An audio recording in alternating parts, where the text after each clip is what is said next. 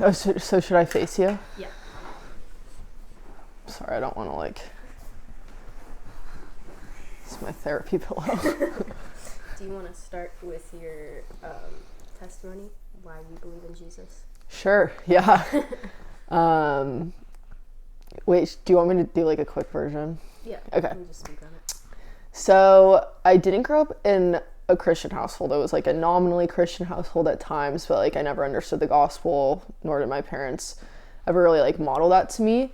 And then probably around my like sophomore year of high school, I started to get really into New Age and the occult. So like very into birth charts, or better known as like horoscopes, tarot cards, like Reiki, healing, crystals, palm reading, all of that.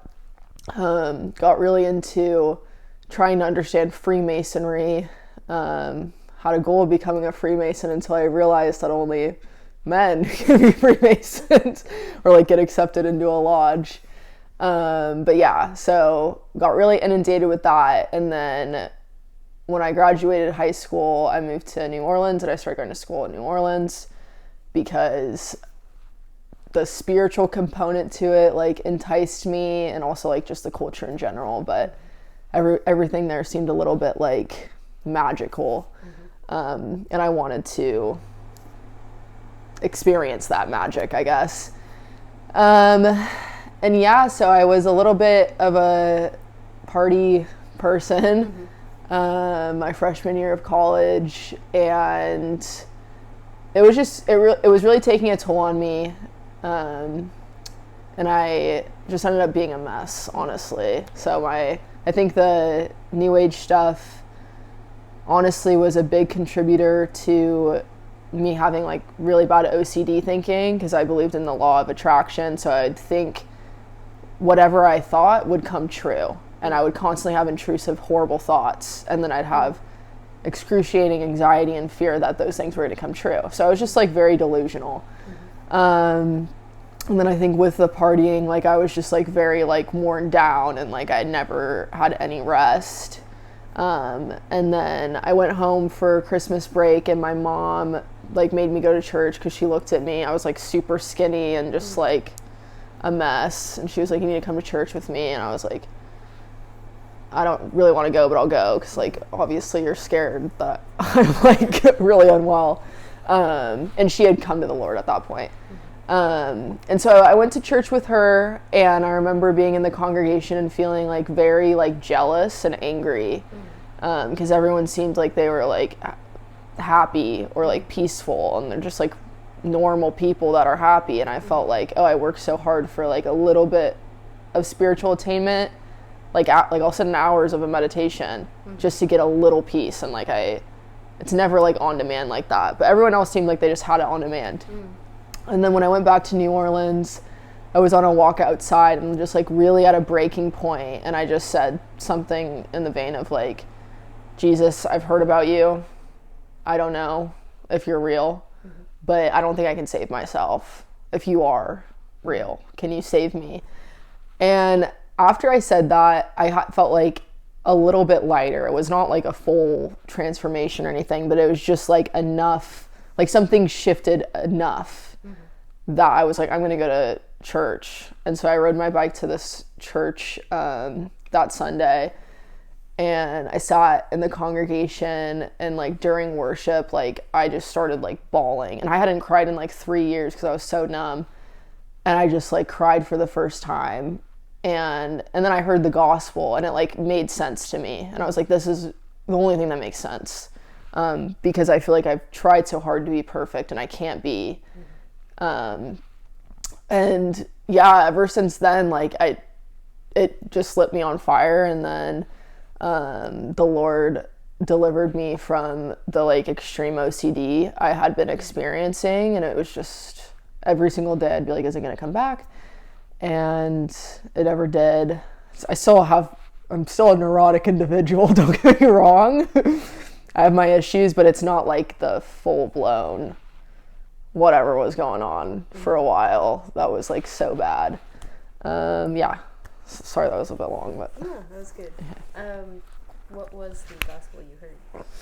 Yeah, so the gospel I heard was that there was a perfect man who was also fully God, fully man, who came and walked this earth and lived the life that I couldn't live. And he died on a cross to ransom me from my sins so that I may have eternal life, and that life can start not just in eternity, but today. And that I have a Father in heaven who loves me, and that I am the creation, not the creator. And all I had to do was surrender my life to Christ. Obviously, it's a simple thing, but it can be really hard. What makes it hard? I think surrendering is like, letting go of control is really difficult in general. I think that giving things up, once you continue to walk in your Christian life, like, you have to die to yourself. Like Christ says, anyone who follows me, like, pick up your cross, you know. It's not like, you can have both. You can't have one foot in and one foot out. And I think for me, especially not growing up in a Christian sphere and like having all the experiences that I had, which I think this is something a lot of Christians don't talk about, but I was grieving my old life. I was grieving my old friends. I was grieving the fun that I had, because I had fun, like, I did what I wanted. And like, I lost that identity of like who I thought I was completely. And so it was like jarring, but also beautiful at the same time. And I think that's something that can be difficult, is like knowing what I had, and it's nothing compared to what I have with Jesus, but like the enemy constantly reminding me, you know, oh, like, you know, you could do this, or like this would be fun and stuff, but if it's not in line with the Bible or whatever, then you have to be able to like say no to it, which I think can be difficult. Yeah. So you and I were just talking about Christians who deconstruct. So deconstruct away from Christianity and turn toward either atheist, or maybe there's another sect of religion. I lost my train of thought. What were we talking about before that? Wait, like, are you saying? Just now. We were talking about why it's difficult. Like, it's hard to, continue. So what keeps you, I guess, in line? Not in line, but what keeps you holding on to hope in Jesus? Though there's, like, all these reasons to deconstruct, and you know, have memories and past away from Jesus. You know, even knowing people deconstruct, how does that work for you? That's a good question. I think it's in the Psalms, and it says it perfectly. There's nowhere I can go where he's not. Like, if I go down to Sheol, he's there. And like, in my walk, I've had experiences where like I have strayed, and it's like,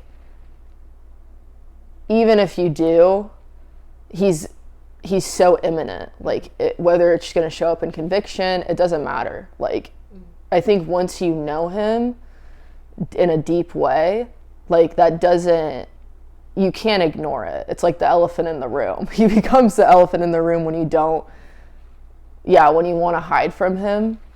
So I think it's honestly him. It's like not really me, because I think if I was on my own, I probably would, but like, it's that constant reminder. I mean, it was actually really cool, because like literally 2 weeks ago, I was going through a really hard time, and like I've been like struggling intellectually through Christianity a lot, just because my school is always like talking about apologetics and stuff, and I hear a lot of different opposing views. And I came back from Target, and there's these two missionaries, and I thought that they were, or not missionaries, they're evangelists. I thought they were Mormons on my like doorstep, and I was like, oh, like this will be like a fun conversation. But I got into a conversation with them, and like the guy just like told me the gospel. And I mean, I'm a Christian, I know the gospel, but he asked if I knew it, and I was like, yeah, but he told me it anyway. And the way that he delivered it was amazing, and I was just like, I really needed to hear that. So I think the Lord, he'll put things in your path to remind you that he's there. And overall, I think the fear of the Lord is a really important thing. And that's something I try to stick with. But it's also out of love, but it's also knowing the way that my mind works. Like, I need to fear him in a holy fear, or I will take advantage of his grace. Yeah. Yeah. So what do you say to the person whose door is being knocked on by Jesus, but they're not opening? Or if, like, in their perspective, it's the other way around, where they're knocking, but God's just not opening it? Yeah. The second one I've heard a few times. I've had conversations with people. Actually, that atheist that we were talking about earlier, he talked about the lack of, like, experience that he had with God, and that being a reason for deconstruction. Speaking from my experience, and I mean myself, like, the way that I was saved, I was at, like, a really low point. I think that there needs to be a recognition of sin. Like, that's, like, a massive part of the gospel, because, like, if you take the Jesus that we hear in, like, some contemporary churches where it's like he's an addition to your life, it's, like, very easy not to see the full extent of his grace. But, like, when you can look at yourself and be like, I'm so completely fallen without him, then that humility allows you to just, like, his, like, glory, like, manifests in that. So I think what I've noticed is a lot of times maybe someone has, like, they want God, but they still haven't come to understand why fully they need God. Like, what would happen if we didn't have him. And then I think the people that experience God, I think God will keep coming after them. I mean, I've also heard tons of stories of, like, people who rejected God for years, like, which I did too, but he's so faithful to, like, show up no matter what. And life is hard, and I think when you hit rock bottom, like, you look up, and then there's, like, the cross ultimately. Yeah, that might have not been a great answer, but Let me just articulate any questions, because I had one that I lost. it's okay. But I think I have a new one, because I'm still dwelling on, like, deconstruction, because if you hit rock bottom and when you look up, the cross is there. I guess, what's your take on people who deconstruct? Are they going to come back, or is that, like, the Lord's? Yeah, so my perspective would probably be, like, different from, maybe underdeveloped is the right word. I don't know, because I have an issue. I take issue with saying that someone wasn't a true believer and they walked away. I think that it can be a little bit invalidating, because there's been plenty of people that I've spoken to that really did have pretty remarkable testimony and walked with the Lord for a long time and then turned away. And I would hate to think, or I would hate to say, like, that wasn't real for them. But I will say, I think a big part of it is, like, they tend to see culture as, like, a representation for Christ, or, like, how Christians behave. That's, like, a common theme that I hear, like, whether it's, like, with politics, or, like, kind of black and white thinking, or, like, if you don't abide by all of these tenets, then you're not a Christian, instead of, like, caring more about the tertiary issues and, like, salvific issues. That's big words. Can you break them Yeah, down? sorry. Yeah, salvific means, like, you know, like, to be saved, you need to know these things, like the gospel. I think in the like, the different creeds, it talks about, like, you know, the virgin birth, that Jesus is, like, eternal and not created, all of those things, that he's both fully man and fully God. I obviously don't need to know, like, the doctrine, but, like, just, like, the basic tenets. And then the tertiary would be, like, let's say, like, is 6-day creation, or, like, old earth theory, or is evolution real, or, like, were Adam and Eve real people, or should women be able to be preachers, like, those things. I think there's certain churches or denominations that are, like, if you don't believe all of this, then you're not, it's almost, maybe it's not said out loud, but it's like implied that you're not a Christian, which I think is a very dangerous path to go down. And it actually makes people like scared that if they believe in evolution and they want to believe in God, but they're constantly hearing those things can't coexist, then they might just throw the baby out with the bathwater. So why do you think it's difficult for Christians to have those deep, intelligent conversations with other Christians? I think from like a psychological perspective, like groupthink is a real thing, and it's not always a bad thing, but when we're in like a sounding board of specific ideas for a long time, it can feel like an attack on our identity when we hear something else, or it can make us feel uncomfortable, which is like a valid thing, I think, with any worldview, whether you're an atheist or Christian, like Buddhist, whatever. Like when you hear something that might differ from how you firmly believe something is, and there's like actually a good argument for it, that can tend to freak you out. And also I think there's so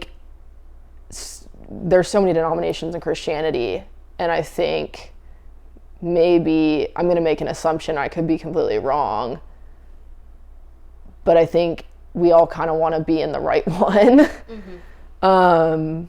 Which is like a fleshly thing in a way, but like we don't want to be the ones that are, wrong about a specific issue. But that's the issue in the West, is we don't have the ability to take ambiguity. Like we're very big on concrete objectivity, whereas like in the East they're like, their ambiguity compass is like, okay, like these things we don't have to know. So I think it's a culture thing. Okay. Yeah. That makes sense. So I guess for someone who's stuck in this culture of like they need concrete evidence or concrete values, what would be your encouragement to them? Yeah, I would say like still like be open to difficult conversations or hearing opposing information, because it might be really difficult at first. I feel like I went through like a whole crisis with that, like for like a year, when I was hearing all these different perspectives, and it can be really intense. But as time goes on, I think you kind of even out. Like there is a sense of equilibrium where it's like, I don't have to know everything specifically. Like I used to be I was like, I need to know, is Calvinism real, or is Calvinism right, or is Arminianism right, or like which one is right? And now I'm like, I don't know either. Like no idea. Simply just don't know, and like that's okay, and I'm probably never gonna know. But like I think it took that intellectual grappling and like consuming other viewpoints to get to that point, instead of just consuming my own. So there's difference in opinion about practices and what denomination is right and what's not. What actually makes you a Christian? What's the common faith? Yeah, I think it's the greatest command, love your neighbor and love God with all your heart, mind, and soul and strength. And like that's, Jesus says all the commandments can be summed up into that. And then I think it goes into the practical of like, well, what does that actually look like? And I think how I would define it as love, like how God would define it as love. Like there's no greater love than this, that, one would lay down their life for their friend. And like, I think that looks different in many different situations, but sacrificial love is a big thing. And also humility. I think humility is a big part of it, but you can't always just look at someone's life and like know. I mean, by their fruits you will know, obviously, but it's a little bit it's complicated, I think, because sometimes people are in really bad seasons or whatever's going on. But yeah, did that make sense, or did I just I gibbered a little bit? Yeah. A little bit. I guess what is the one non-negotiable to take away in Christianity? Say you wanted to be a believer, but there's just so many people saying different things, so I don't know. Okay, yeah. Right. What is the absolute? The absolute, yeah. That Jesus Christ is Lord, and without him, we would all perish. Point blank, period. Nothing else. And that he covered your entire debt. Yeah. Why do you believe that as the one absolute? Yeah. I think obviously the Bible, but observationally too. Like if we just like look at the world, it is such a terrifying, dark place. The thing, especially like now, like we're all seeing that on display, like how horrific it is. And just the fact that like we can know good and we can know bad, I think that points to an authority figure. I think it points to an intelligent designer, and we all sin. And I think that if there's a perfect God, the only thing that makes sense is that perfect God would have to have a perfect sacrifice that covers everything, because no one, if there is an eternity, I think that Jesus is literally the only like logical answer out of any other like faith, intellectual pursuit. It doesn't matter. Like that's the only one that could actually make sense, because anyone who's been a human knows that we're extremely flawed. And I think we intuitively know that there's this idea of redemption and restoration, and we're kind of wired that way. And the Bible like speaks to that perfectly. Yeah.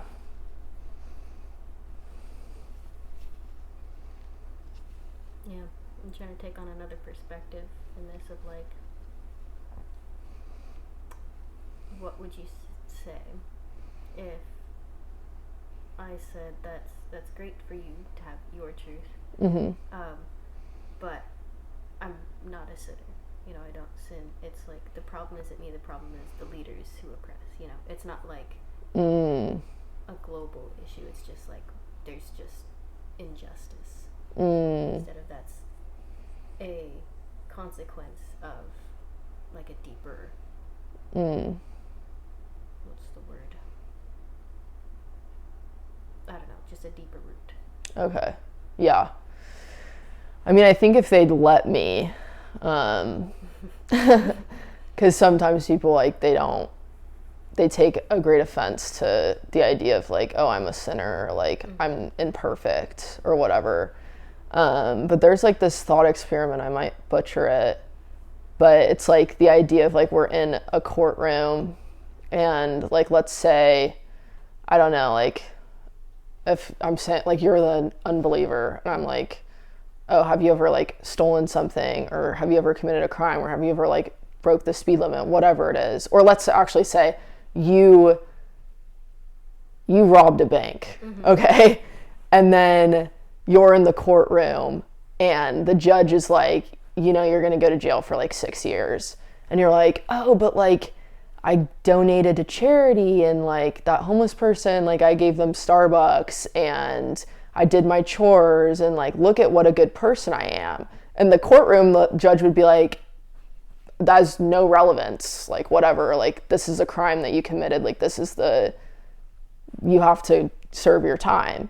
It would be ridiculous for you to list off how you're a good person. So I think in that way, when you think about it like that, it's like same with God. Like when he comes to judge us, if you stand in front of him and you're like, oh, I'm like this and that, and like whatever, he's going to be like, you know, your crime has not been, and he's obviously we all intuitively want justice. Yeah, so like that's not going to fly. Does that answer your question? I think so. Yeah, because I think it's that, like when someone is really against the idea of being a sinner, it helps to like break it down into a different perspective. Because obviously on the basis of God's law, we've all transgressed that.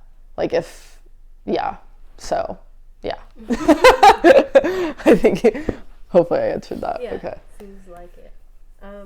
Yeah. I want a closing statement, but I can't articulate a question for it. But if you have anything in mind you want to leave with.